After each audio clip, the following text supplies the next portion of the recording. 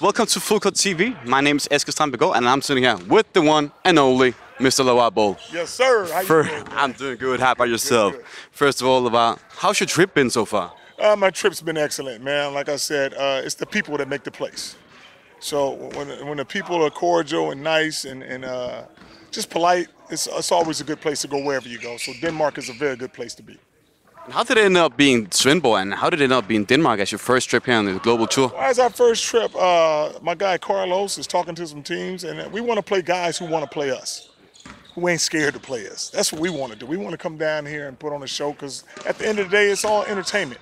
And we just want to be, whoever wants to be competitive with us, let's go. So Svendborg got a pretty youth team as well, just like these guys. What are your expectations for the game? My expectation, we're going to win. That's my expectation. We got all these athletes. These are my best guys in my league, so I expect nothing but a victory. So I can tell you that Troels, the director of Svendborg Rabbits, he's also expecting a win. So Right. But I don't want to play nobody who's not expecting to win. I want to play a guy who's saying, no, we can beat these guys with our eyes closed. Because that's what we're going to do. So we're looking forward to the game tonight for sure. The game is going to be so entertaining. It's going to be two different styles, and may the best one win, which is going to be us. So this is your first stop on a global tour. What are your expectations for the tour in general? My expectation is for these guys to just see different cultures and play different guys and don't judge a book by its cover. What I'm saying is don't look at certain guys and be like, oh, we're going to beat this team. And you got to come out here and play. Some guy might be slow as heck but can shoot the hell out the ball. Some guys you think gonna be slow and fast. So don't come in with the pre-notion like, okay, we from America, we all brothers, we gonna win, we more athletic than them. It might be about the chemistry. So it's gonna be good for them to test a lot of other players that's competitive to say, you know what, we feel we can beat you guys. Because I don't want a team to say, well, they're supposed to beat us, they're super athletic and this and that. I don't want that team. I want a team to say, nah, I think we can beat them. And I can tell you that Svendborg is all about the team here. It's not individual profiles. Do you think it's the same thing for you guys? Well, it's the same. You know what? You guys are going to get to see that basketball players are basketball players, and it's a team game. If you want to win, it's not about no individual stuff.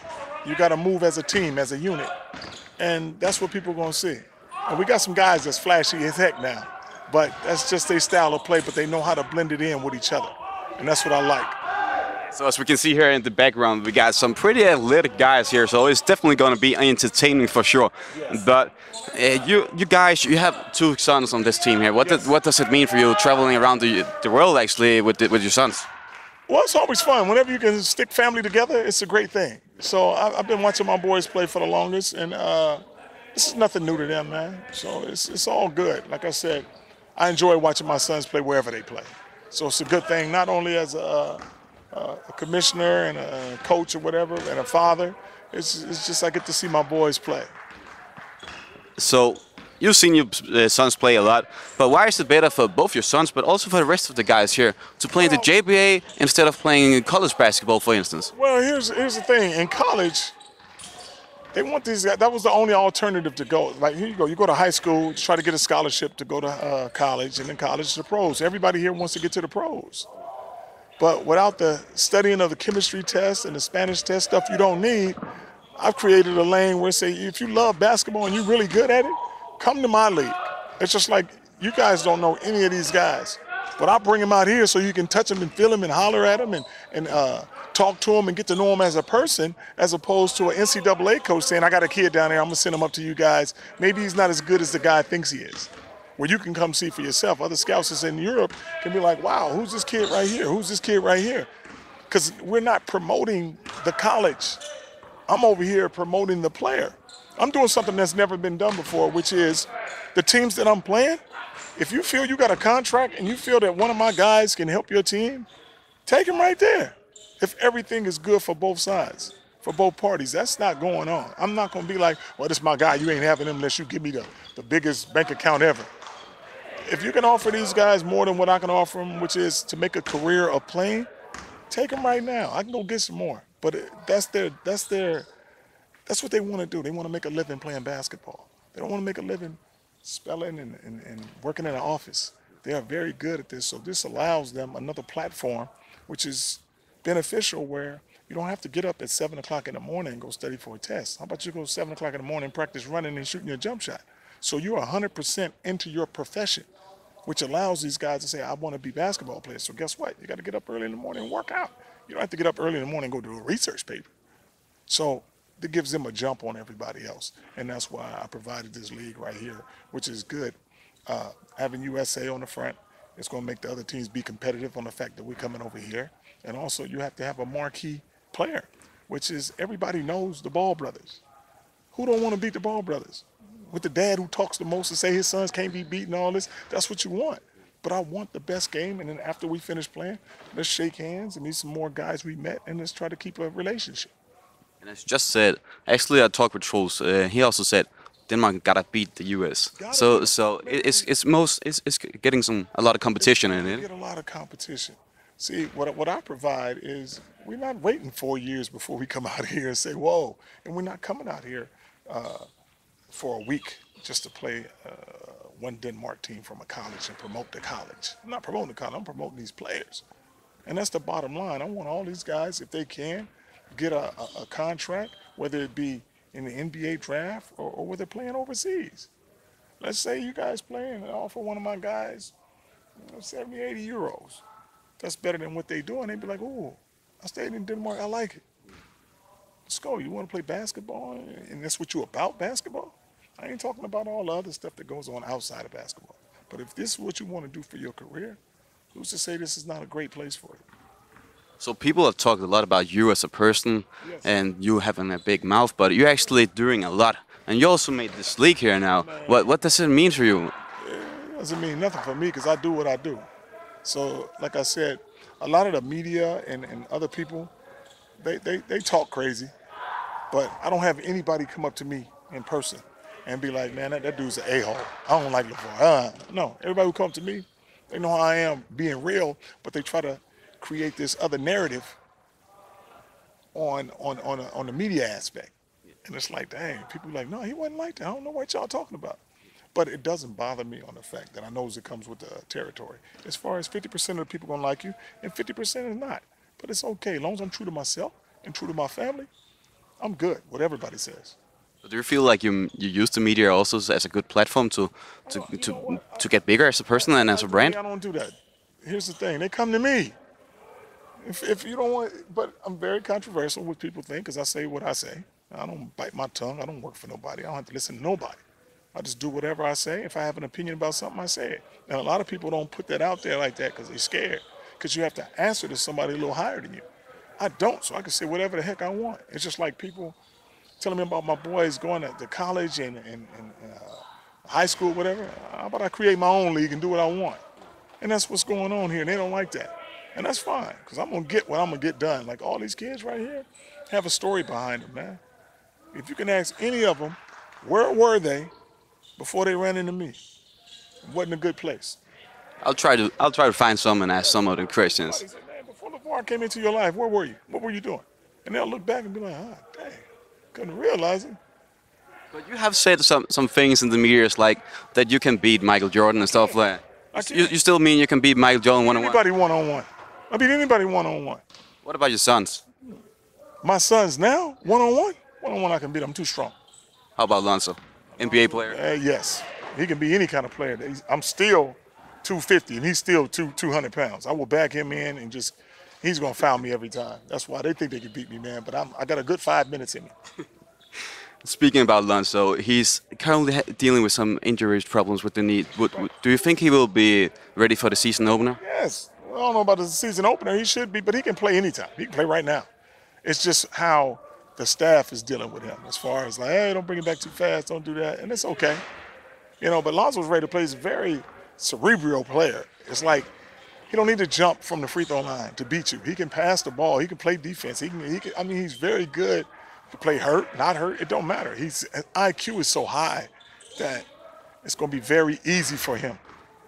And you talked a lot about LeBron James would be coming to the Lakers. Yes. It happened. Yeah. Did you know that already? You knew it was going to happen. Come on, if you lay out all the cards, and if you was LeBron, figure out what you're going to do. You're like, hey, if I want to have a career after basketball, you think I'm going to work in Cleveland? Superstars. Lakers is a pretty good team. Yeah, you go to LA if you want to go beyond basketball. That's where you're going to get. It's one of the biggest cities in the world. If you want to make connections to movies, just a lot of other things that you want to do outside of basketball, why not start making connects now? You can't finish your career in Cleveland and all of a sudden come to Tinseltown with nothing. Nobody knows you. But you might as well play for 4 years. Everybody knows you. They're like, okay, I'm going to do this with LeBron. He already got the first part with the Space Jam 2. Could you see yourself having a part of that? I don't know. Oh, the reason being, I'm doing my thing. You know, I'm doing my thing. I'm not really concentrating on no movies or nothing right now. I'm going to have rims and tires, water, the league. I got a lot of other things going on. You know, my apparel company, Big Baller Brand. It's going to get big on the fact that most people stay in the States with their brand or whatever. We're going to be global. I'll be in Denmark, Poland, Russia, Germany. I'll be all over the place. So it's just not like I'm just on the Northern America saying I'm only going to go to Utah, I'm only going to go to Seattle, I'm only going to go to California. Worldwide. We ain't local, we global. Yeah, that's a good statement right there.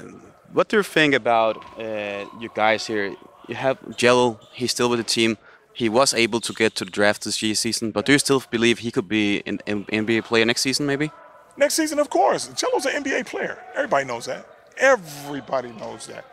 Now, it's just like the Lakers. They're looking for a shooter. Jello's a shooter. They want Lonzo to get stronger. Jello's the strongest two guard in the NBA. 230 pounds and benching 360. Ain't nobody doing that at the two guard spot. That's why it's so hard to guard, because he can shoot the lights out, but he also can post you up. They don't have nobody on the Lakers like that. Not that strength and not that power. And you're looking for somebody who plays good with Lonzo. Why not get his brother, who's had chemistry with him all his life? Jello has a different path to the draft, but like I said, the bottom line, all I'm worried about is all three of my boys playing on the same team, and I'm giving the Lakers the first right of refusal. So it's not about Jello 19. Ain't like he's 24 years old. He got offers to play overseas. He don't want to play overseas. That's why he over here. He finna put up the same teams where people were like, well, he's not playing against no talent, but he put up 40, 50 points. Try that. Could you see Jello getting a spot this season for the Lakers? Yes. What do you expect? I can see Jello getting a spot because he played with Zoe. It's on a whole different level. And like I said, Melo can't get drafted until, if they have a different rule change, he can be drafted next year. And by that time, 1 or 2 years, I think LeBron and Zoe ought to have enough pull to say, you know what, let's get them other two ball boys and get a rebound and let's go get the championship. Because the key to getting the championship is playing fast. My boys play faster than anybody together. Anybody. You're going to see tonight. I'm looking forward to that. You're going to see tonight. There's some basketball you guys never seen before. I guarantee it. On this European tour, folks going to be like, they're not going to know what to think about it. Because it's extremely fast. Yeah, looking forward to that. How about this season with the LA Lakers? Do you see them as a championship team? Yes, of course. You don't give my son the best player in the game and don't expect no championship. I told guys last year, 50 games in the playoffs. Lonzo missed 30 games, and they won 35 games. If he would have been healthy the whole time and they would have known how to play him the first time from the beginning, where he don't get hurt, now I know he can go out of 30 games, win 15. That put him right at 50 and in the playoffs. They act like I was just throwing a number out. Like, I know my son is better than a 50% winner, so you're going to win more than 40 games out of him. The other 10 he's going to pull out.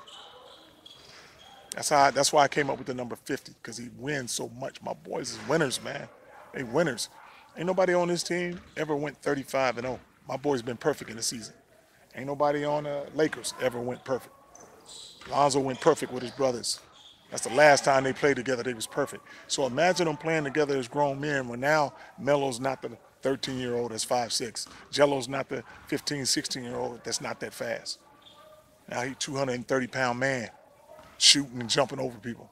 Lonzo passing faster. He's 21 years old, 6'7" now. It's like, let all three of them play as grown men now and watch the game even go faster. I put Melo and Jello on my same team on the JBA.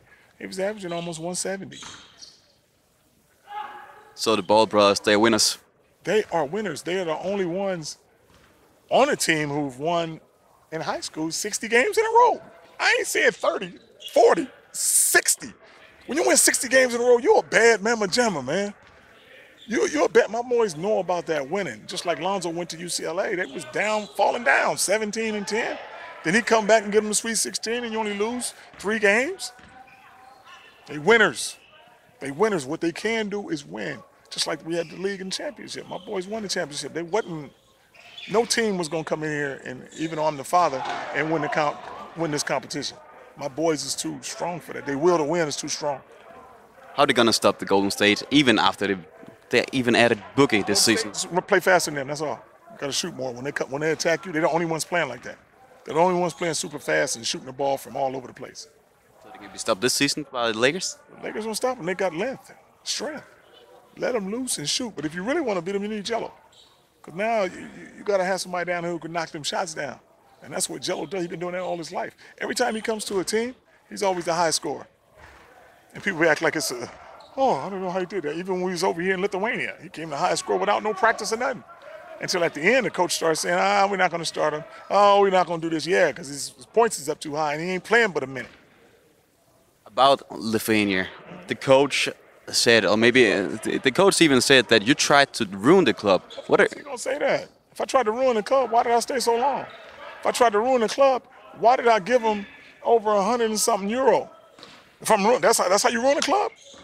You ruin a club by not paying people. You're not paying them. Now you're trying to flip the script. You're not practicing the guys. You're not doing anything to help the team.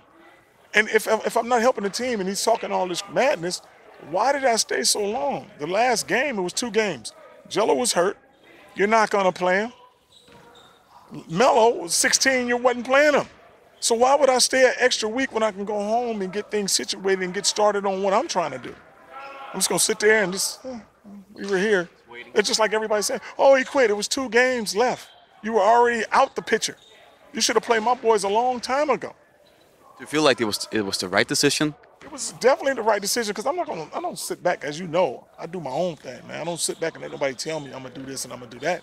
It's just like the shooting machines. Yeah. About the shooting machines to help the club. But if you're not helping my boys and you're not doing nothing for them, you think I'm going to just leave them over here? $20,000 machines. I'm not stupid. I can just hand you some stuff. Say, oh, okay, well, we'll get it. And then wait till I leave to show you what type of guy he is. If you have a new team and I'm gone, why are you talking about me? Why don't you talk about the new players you have and get your situation together? As far as, I'm not in L.A. holding no grudge talking about, man, Virginia sucks. Because that's his name. I don't call him Coach Sessis because he's not a coach. A coach is a person who gets the best out of their players. Like I said, don't flip the script and say we was just here for the cameras. Why would I come to Lithuania if I'm struggling with my show? I think I would stay in LA. I'm not gonna say, you know what, to make the show go up, we gotta go to Lithuania. This is a spot where everybody's gonna love us. No. So he's just talking madness, so I don't even come back at that. If the team was so good, why did your son left? Your son's not there. Your whole team is just like, I'm gone. That shows you that you cannot coach. Nobody wants to be there. And if you don't get mad and start pointing fingers and saying, oh, he tried to destroy the team. How come when I coach the same team that you had, we scored twice as many points? You 70 points when you score, but 150 when I coach them? And talk about their friendly games, and you can't get a win? I lost only 3 games over there all the times I coach. You've been losing every game. So to say my boys ain't ready for the LKL, well, they wasn't ready, but you didn't play them and you still lost. They had their best game against the best team, and you didn't even start them against Zalgiris. Jello had 25, Melo had 20. That's off the bench, the best team, and you saw how we was playing. If we press and play my way, we beat them easy. But you don't want to play like that, and that's fine. Just like when the guys play for me, they didn't come out with their heads down because they missed the shot. They came out because they was tired. If you're not doing your job or you're tired, that's the only time I pull you out. I don't pull you out for missing a shot. He does. Yeah, he's like, if you don't go 5 for 7, he don't want you shooting no more. It's just like, I like just telling the guys, hey, if you miss 5 in a row, that's fine. Because you're a 50% shooter. I believe in you guys. You're going to make the next 5 if we shoot 10 shots. Got to shoot your shots. Yes, so it's like, it's okay. Don't get down. They miss a shot in here. Like, it's not about that. My boys, people are not used to playing my boys over here on the fact that they will shoot 30 times a game. Nobody's ready for that aggressiveness. Because everybody over here, you're going to shoot 12 times, maybe 15 max.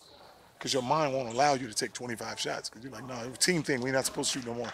And I got to shoot 10 out of 12 if I'm going to shoot. I'm not going to take an uncontested shot. If somebody's in my face, I'm not shooting that. My son be like, if I can get it off, I can get it off. But that's what makes a special player. You can't put him in a box. And that's why he was stuck on the age of my sons, 16 and 19. Two American boys come over here playing a different style that you don't want to adjust to. But even outside the arena, you're only selling 2 jerseys, 1 and 3. What is that about? What's the other players that was here? Why are you not promoting them? And every time he wants me to meet somebody, he said, oh, I want you to meet Mr. Ball. And we're going over there with just me and my boys. I'm like, you can't get a sponsorship or nothing, and they want my boys to sign jerseys and stuff and hand them to these guys they're trying to meet. They don't want to play them. So now people, that's why the attendance went down. In the beginning, high. And now you get in the zone and you're not playing Mello and you're not playing Jello. They're like, why am I paying to come see this? I seen this show before it was last year or before my boys even got here. You were losing. So I'm bringing some excitement to the game the way my boys was playing. That's why we had the Big Baller Brand Challenge games so they can really see how my boys play. Was it difficult to go into a country where not many people speak English? No, it's not difficult at all. I mean, it's difficult if you don't have no expressions and don't know what nobody means. It's easy to go like this in the morning. Good morning. Morning. Give me how you say it. Good night. Labas bajas. Whatever. Give me something. You know, I learned a couple of words here and there. That's fine. That's all they want. And people were real nice. They couldn't even speak English like, I like you do. I like what you do. Hey, man, to say good morning and acknowledge that I'm in your country and to acknowledge my boys in that, it's a beautiful thing. Like I said, it's the people. I love Lithuania on the fact that the coach is a raggedy ass. That's the only dude I disliked because he's not loyal. He's not loyal and he got different things, you know. And like I said, he drink vodka, I drink milk. We're not going to mix. Not going to mix. So I saw there were some rumors that an Italian third division club had an spot in this one with the Big Baller brand. Oh, somebody told me about that. Yeah, and it's just like the triple B's is good for business. So if folks want to fake it, they're like, oh, we got the Big Baller. He's our sponsorship, so it gives them some light. So whether you look at it, why is everybody talking about the Italian team now? On the fact they did some fraud with the Big Baller. But you do some fraud with somebody else, don't nobody care. But it's with Big Baller, so now they noticed as the team who did the fraud. And so now it's like, bad press, but it's still press. Y'all talking about him now. You asked me a question. You know, I didn't follow, you know, into that. I let my lawyers and stuff handle that, cease and desist, and do their thing. Speaking of endorsement deals, could you see yourself, if this goes well, making some kind of a deal with Svendborg? It's going to go well. It's going to go well.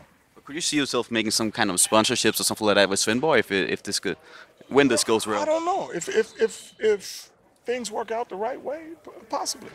You know, possibly. I can be getting out of here and they come up with a good deal and they want me to make their uniforms or something like that and be sponsored by Triple B's. I could possibly do that if the numbers is right, you know. Or just keep a relationship where we keep coming over here every year and have a lot of people come to the game and be like, oh my God, that was a nice event. And where the house is packed and we make good money on the tickets and it's just a good outing and a great event to go to where everybody's looking forward to it every year now. So you can see yourself coming back next year already? Yeah, definitely. Definitely. I'm not going to be like the one-hitter quitter and come one every 4 years. And that's why when I have my own league, I can come when I feel like it. If you guys want to play and I say yes, and I don't have 10 people I have to answer to say, you know what, we all got to say yes before we can go. I fund this myself. So I don't have no investors. I don't have people telling me, nah, I don't know, LaVar, this might not be a good idea. No, if I want to go, I'll go. If I don't want to go, I won't go. And that's where these guys, it's like, dang, the way LaVar rolls, I like that. Because I'm not like, you know what, if I can't make no money off y'all, we're not going. Because I'm doing my own money in this. If you are that guy, they will find you. But also, if you're not that guy, don't get shocked that nobody's picking you or buying your jersey or really want to interview you. Because you're not that guy. So let's get ready to do something else. This gives you an early determination. Like my league is for guys who's one and done. But people think you can also develop in this league. But if you're that special guy, that's what this league is. And that's why these guys right here are all special.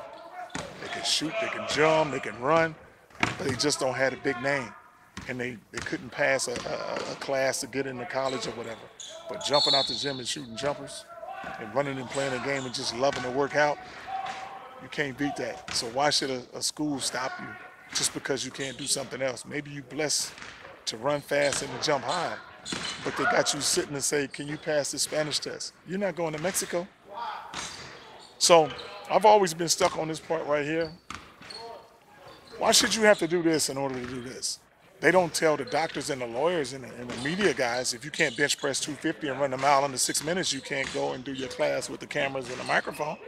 But yet they tell the athlete, if you can't pass this science test or this chemistry test, you can't dribble the ball. And they try to fool them saying, you know what, I'm giving you guys a free education. I'm not saying don't have no education. But how about you give these guys something that's going to be worth it to them? How about a full-time supply at a gym? How about a lifetime supply at a grocery store to eat and get better? That's going to help them, not knowing how to mix two chemicals together and see if you can make it explode or something. Or yes, it's completely different, right? Yeah, it's completely different. So give them something that's going to help them, because sometimes it's just like I can have this interview and I'll be like, well, you know what? The way I'm going to pay you is in donuts. You'll be like, what am I going to do with 10,000 donuts? It might be good to me. But to you, you're like, I can't do nothing with no 10,000 donuts, man. But that's how I'm going to pay you, getting 10,000 free donuts. That's how they're doing it with the thing in college. I'm giving you free education. You can get educated on your own. You can go on to Google and find some stuff if you really want to find something, or get somebody behind you, do an internship or something that you want to do. Because you're taking all this stuff and it doesn't apply to what you're trying to do in life. So basically, I'm saying that's not any good. It's not going to help me. LaVar Ball, I appreciate your time. Hey, man, I appreciate your time. It's been fun. Like I said, the people over here in Denmark are amazing, man. Me and you sat here, never met each other before, but we have a great conversation as opposed to you don't have no hidden agendas. See, most people enter. I don't care who interviews me. It ain't like I was like, let me look for this guy so I can talk to him. Me and you sat and talked like two friends. We get things across. You ask me questions. It's not a big deal. It's fun to me. But when you be like, you know what, LaVar, how's your team doing? And why did Jello get arrested in China? You know, it's like, for real? And then when I come at them, you didn't ask me no silly ass questions, because I'm going to give you my opinion. I'm going to give you my opinion. You ask me about anything, I'm going to answer. That's why I tell people, don't give me no pre-scripted thing. I don't do that. I answer what's on my mind. If you don't want me to ask it, exactly. And that's what this was about, man. And that's why I like over here in Europe. That guys is fun like this. Like, let me just talk to them. Now, to get clicks and other things to rise up out of ESPN, that's when they act crazy. And then I give them my true stuff, and they be like, oh, shoot, that's the LaVar. So when you and Stephen A go at each other, you see there's a lot of clicks there. Yes, yes. Everybody, that's what everybody's talking about. Did you see the way LaVar went at Stephen A? Stephen A is not a tough guy to me. Like I said, he faker than a $3 bill. I don't have to talk to him no more. So did you get him the pancakes you talked about once upon a time? No, I didn't give him no pancakes or nothing. He messed that up. You start acting crazy and talking foolish, I ain't gonna kick you no pancakes now. No, if you be cool to me and nice to me, now you come to the States, look up your boy LaVar. I got you some strawberry pancakes on deck with some cheese, egg, and sausage. I'll take you up on that, yeah, LaVar. That's what I'm talking about. All right, man. I appreciate it.